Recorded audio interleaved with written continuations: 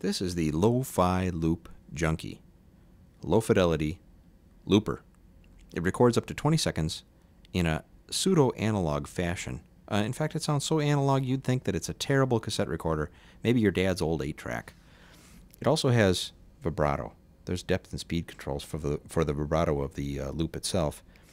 Right now, we've got a little sample that's been recorded in here. Let me show you how the bypass button works. This is labeled start. It's also the bypass switch. When you turn it on, you'll hear the beginning of the sample kick in. And you can start it from the beginning anytime you want.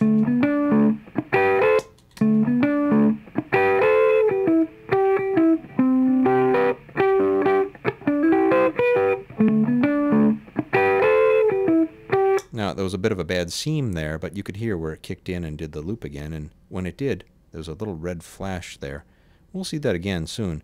The record button turns on that red light as well. So while you're recording, you can see it lit.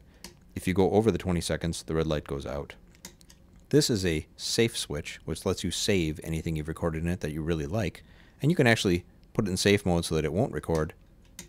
And you can take it to the gig, and it will remember what you last recorded. Even if you have to take the battery out, it'll still remember what was last recorded in it. This is the volume of the playback, tone of the playback, record level of the actual recording of the sample, and the depth and speed of vibrato. There is a vibrato on it on playback, which can make it sound very interesting.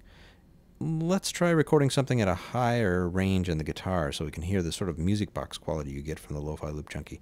Maestro.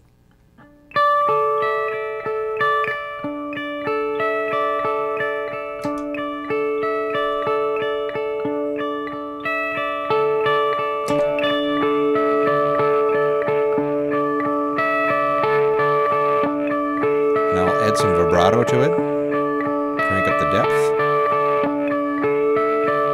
You can hear the sort of warped record quality at this point.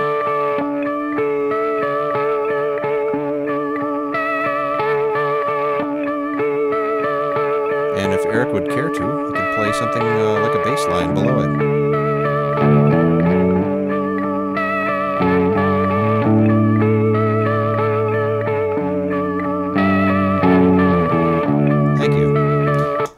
So that's kind of interesting. This thing is fun to play with when you turn up the speed and depth, and you can actually create a sort of chorusing sound, not even setting the depth up to full or setting the speed up to full, but just enough to make it go in and out of pitch with what you're playing. And if you play along identically with it, you'll hear it choruses quite dramatically. Why don't you play the high part again, Eric, and I'll start from it top here.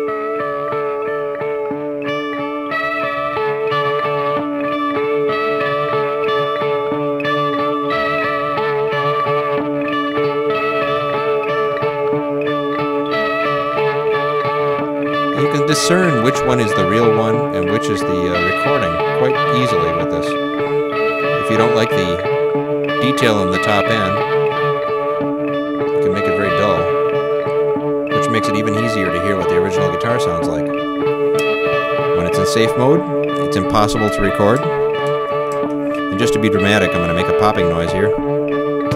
Unplug from it so it's completely dead. You'll see that it's no longer alive at all. When I plug it back in, the sample's still going.